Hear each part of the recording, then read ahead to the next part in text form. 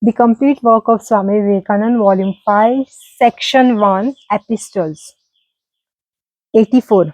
Dehradun, 24th November 1897. My dear M. Many, many thanks for your second leaflet, Leaves from the Gospel. It is indeed wonderful. The move is quite original, and never was the life of a great teacher brought before the public untarnished by a writer's mind, as you are representing this one. The language also is beyond all praised, so fresh, so pointed, and withal so plain and easy. I cannot express in adequate terms how I have enjoyed the leaflets. I am really in the transport when I read them. Strange, is not it? Our teacher and Lord was so original, and each one of us will have to be original or nothing. I know and now understand why none of us attempt his life before. It has been divorced for you. This great work, he is with you evidently. With all my love and namaskar. Vivekanand. P.S. The Socratic dialogues are Plato all over. You are entirely hidden. Moreover, the dramatic part is infinitely beautiful. Everybody likes it here and in the West. 83. Almora, 9th June 1898. Your Highness, very sorry to learn that you are not in perfect health. Sure you will be in few days. I am starting for Kashmir on Saturday next. I have your of introduction to the residence. But better still if you kindly drop a line to resident telling him that you have already given an introduction to me. Will you kindly ask Jagamohan to write to the Diwan of Kishangarh, reminding him of his promise to supply me with copies of Nimbharkar Bhashya on the Vyasa Sutra and others Bhashya through these Pandits. With all love and blessings, yours Vivekanand. P.S. Poor Goodwill is dead. Jagmohan knows him well. I want a couple of tiger skins, if I can, to be sent to the Met as present to two European friends. This seems to be most gratifying present to the Westerner. 84. Rishibhar Mukherjee, Chief Judge, Kashmir, 17 September 1898. Your Highness, I have been very ill here for 2 weeks. Now getting better. I am in want of funds. Though the American friends are doing everything they can to help me, I feel shame to beg from them all the time, especially as illness makes one incur contingent expressions. I have no shame to beg of one person in the world, and that is you. Whether you give or refuse, it is the same to me. If possible, send some money kindly. How are you? I am going down by the middle of October. Very glad to learn from Jagamohan the complete recovery of the Kumar, that is Prince Sahib. Things are going on well with me, hoping it is the same with you. Ever yours in the Lord, Vivekanand. 85, Lahore, 16 October 1898.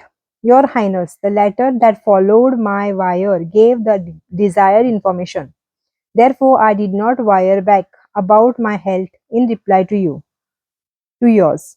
This year I suffered with this year I suffered much in Kashmir and am now recovered and going to Calcutta direct today. For the last 10 years or so, I have not seen the puja of Sri Durga in Bengal, which is the great affair there. I hope this year to be present. The Western friends will come to see Jaipur in the week or two. If Jagmohan be there, kindly instruct him to pay some attention to them and show them over the city and the old art.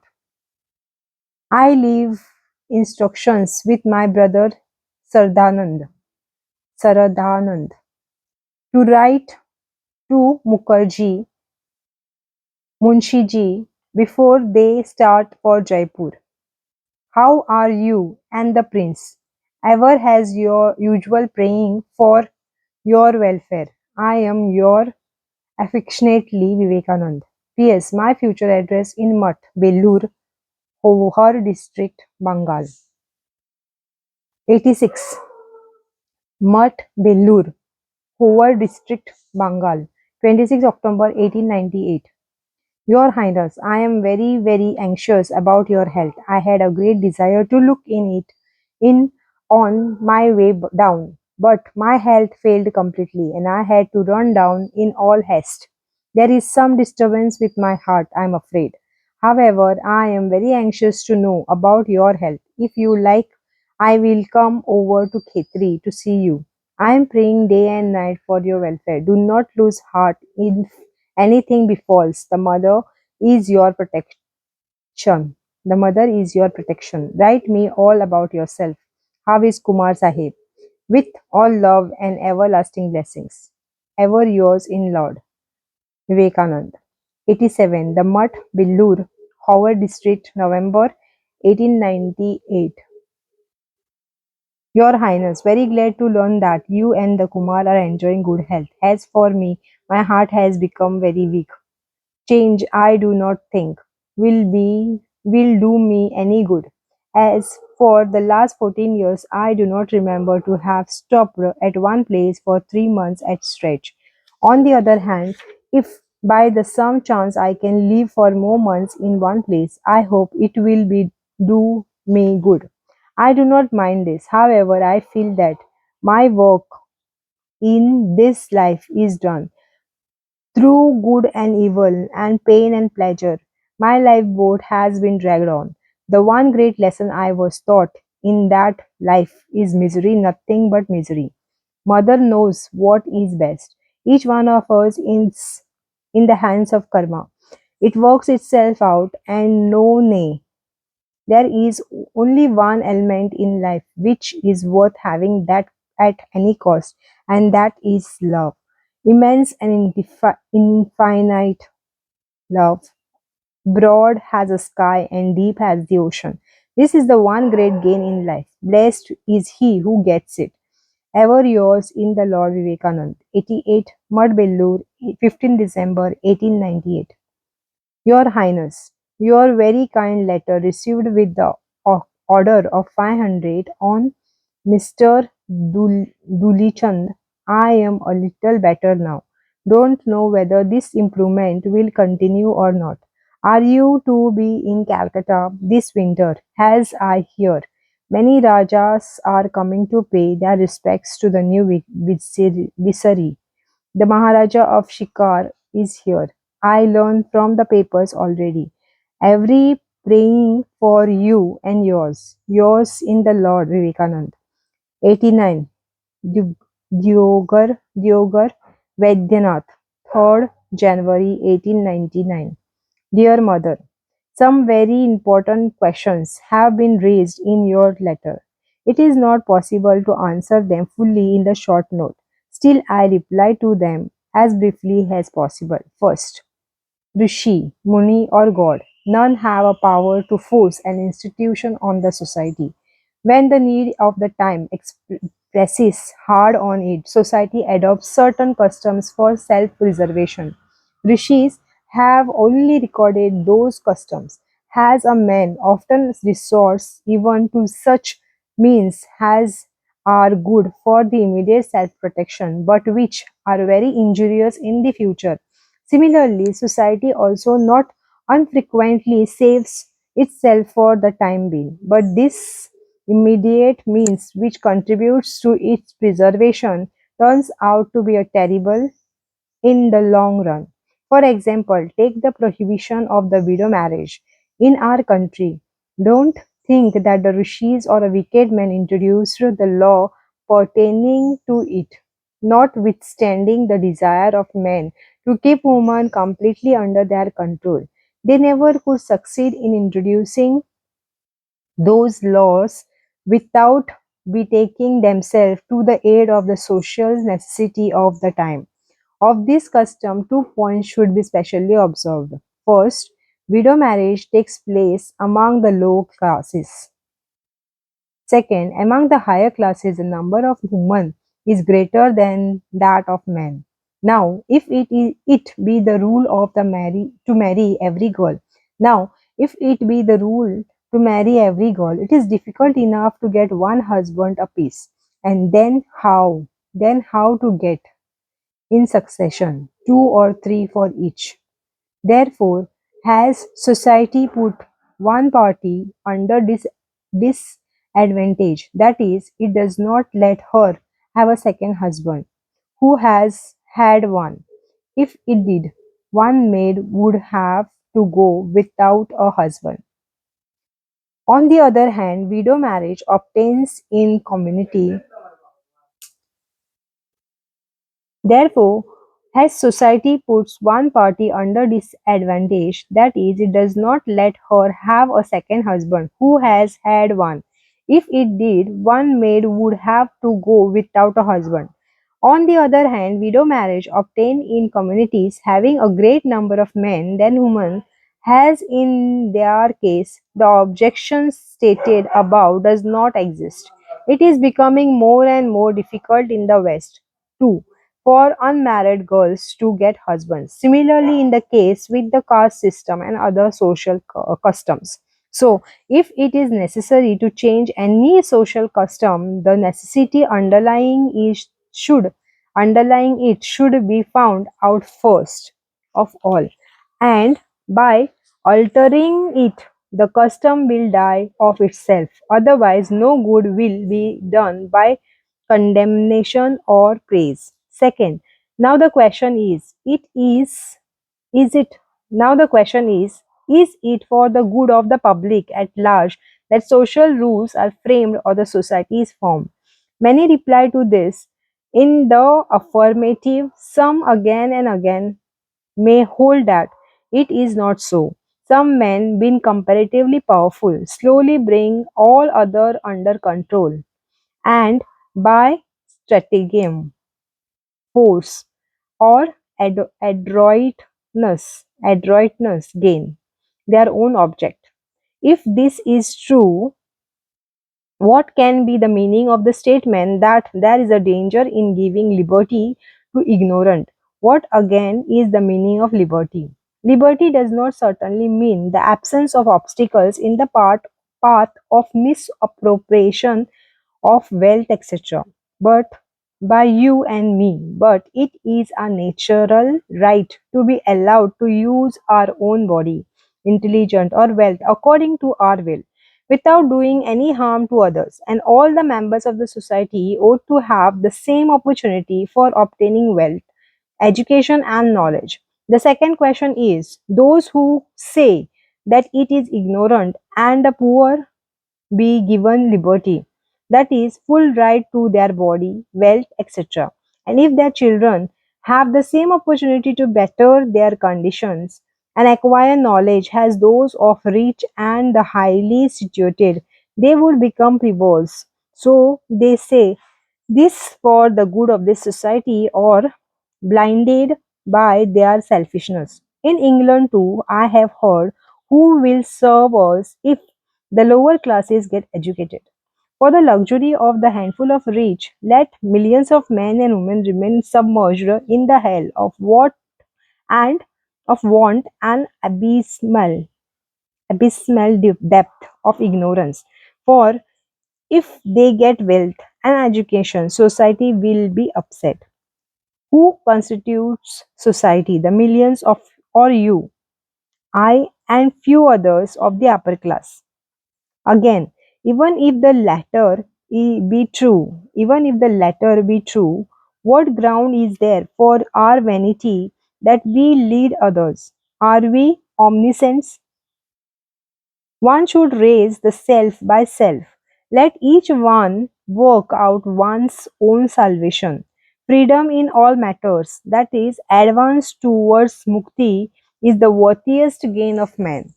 To advance one oneself, to advance oneself towards freedom, physical, mental, and spiritual, and help others to be so, is the supreme prize of man. Those social rules which stand in the way of unfoldment of this freedom are injuries, and steps should be taken to destroy them speedily. Those institutions should be encouraged by which men advance in the path of freedom. That is this life. We feel a deep love at first sight towards a particular person who may not be endowed with extraordinary qualities is explained by the thinker of our country as due to the association of the past incarnation. Your question regarding the will is very interesting. It is the subject of known or subject to known. The essence of all religion is the annihilation of desire, along with which comes of a certainly the annihilation of the will as well. For desire is only the name of particular mode of the will. Why again is this world? Or why are these manifestations of will? Some religion hold that the evil will should be destroyed and not the good. The denial of desire here would be compensated by enjoyments hereafter. This reply does not, of course, satisfy the wise. The Buddhists, on the other hand, say that desire is the cause of misery. Its inhalation is a quite desirable, but like killing a man in the effort of killing a mosquito on his cheek, they have gone to the length of inhalating their own selves in their efforts to destroy misery according to the Buddhist doctrine. But like killing a man, but like killing a man in the effort of killing a mosquito on his cheek, they have gone to a length of inhalation their own selves in their efforts to destroy misery according to the Buddhist doctrine. The fact is, what we call will is an inferior modification of something higher. Desireless means desireless means the disappearance of inferior modification in the form of will, and the appearance of the supreme state. That state is beyond the range of mind and intellect. But though the look, though the look of the gold moher is quite different from that of the rupee, but though the look of the gold moher is quite different from that of the look of the rupee, the piece at has we know for certain that the gold moher is greater than either. So the higher state, mukti or nirvana, call it what you like, though out of the reach of the mind and intellect, is greater than will and all other powers. It is no power, but power is its modification. Therefore, it is higher. Now, you will see that the result of the proper exercise of the will, first with the motive for an object and then without motive, is that the will power will attain a much higher state. It is preliminary state. In the preliminary state, the form of the guru is to be meditated upon the disciples. First thing, The first preliminary state, the form of Guru, is to be meditated upon by the disciple. Gradually, it is to be merged in the Ishta. By Ishta, it means the object of love or devotion. It is very difficult to superimpose divinity on man. It is very difficult to superimpose divinity on man, but one is sure to succeed by repeated efforts. God is is in the every man. God is in every man, whether man knows it or not. Your loving devotion is bound to call up the divinity in him. Ever yours, well-wisher Vivekanand. 90. The Mutt, Bellur, Howard, Bengal, 2nd February 1899. Dear Joe, you must have reached NY. You must have reached New York by this time and are in the midst of your own after a long absence. Fortune has favored you at every step of this journey. Even the sea was smooth and calm, and the ship nearly empty of undesirable company. Well, with me it is doing otherwise. I am almost despaired I could not accompany you. Neither did the change at Vaidyanath do me any good. Neither did the change at Vaidyanath do me any good. I nearly died there, was suffocating for 8 days and nights. I was brought back to Calcutta more dead than alive, and I am here. I am struggling to get back to life again. Dr. Dr. Sarkar is treating me now. I am not so despondent now as I was. I am reconciled to my faith. This year seems to be very hard for us. Yoga, Yoganand, who used to live in mother's house, is suffering for the last month, and every day is at death's door. Mother knows best. I am roused to work again, though not personally, but am sending the boys all over India to make us stir once more. Above all, as you know, the chief difficulty is fund. Now that you are in America, Joe, try to raise some fund for our work over there. I hope to rally again by March, and by April 1st starts for Europe. Again, mother knows best. I have suffered mentally and physically all my life, but mother's kindness has been immense. The joy and blessings I had infinitely more than I deserved, and I am struggling not to fail mother, but that she will always find me fighting, and my last breath will be on the battlefield. My best love and blessings for you ever and ever, ever yours in the truth, Vivekanand. 91. The Mutt Alam, Alam Bazar. Alam Bazar, 14 June 1899. My dear friend, I want your highness in that fashion as I am here. You need most of friendship and love just now.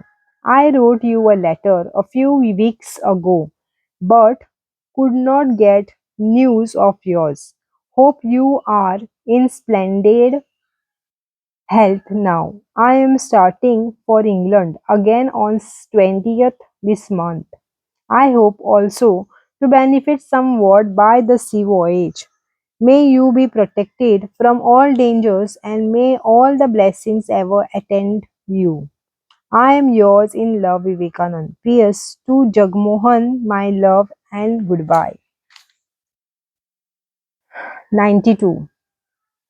Ridgely, Ridgely, 2nd September 1899.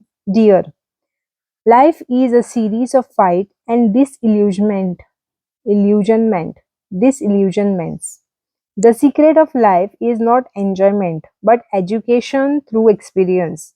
But alas, we are called off the moment we begin rarely to learn. That seems to be a potent argument for the future existence.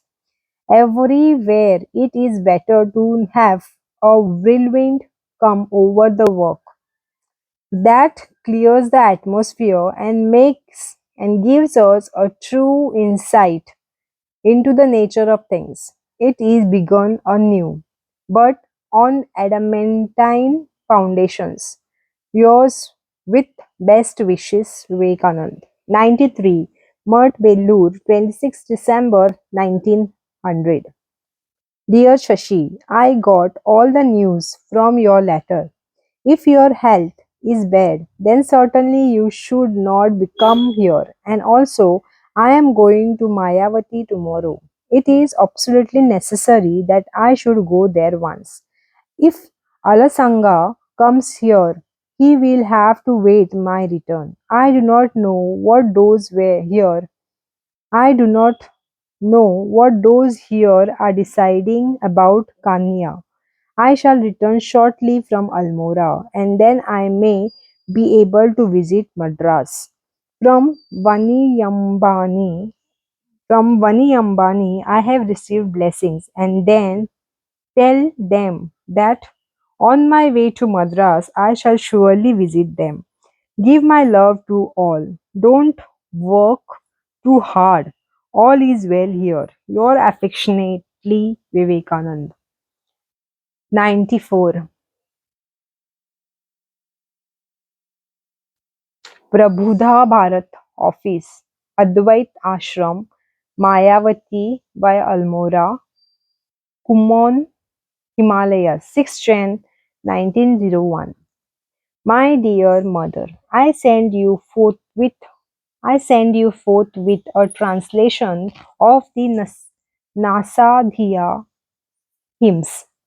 Nasadhya's hymns sent by Dr. Bose through you. I have tried to make it literally as possible. I hope Dr. Bose has recovered his health perfectly by this time.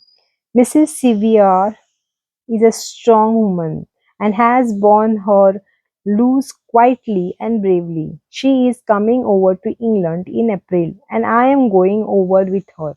I ought to come to England as early as I can this summer, and as she must go to attend to her husband's affair, I accompany her. This place is very, very beautiful, and they have made it simply exquisite. It is huge place, several acres in area, and is very well kept. I hope Mrs. Sevier will be in a position to keep it up in the future. She wishes it ever to she wishes it ever so much of force, of course. My last letter from Jo informed me that she was going up the with Ma'am Calvi. I am very glad to learn that Margaret is learning her lore for future use. Her book has been very much appreciated here, but the publisher do not seem to make any effort at sale. The first day's touch of Calcutta brought the asthma back, and every night I used to get a fit during the 2 weeks I was here. I am, however, very well in the Himalayas. It is snowing heavily here. I was caught in the blizzard on the way, but it is not very cold, and all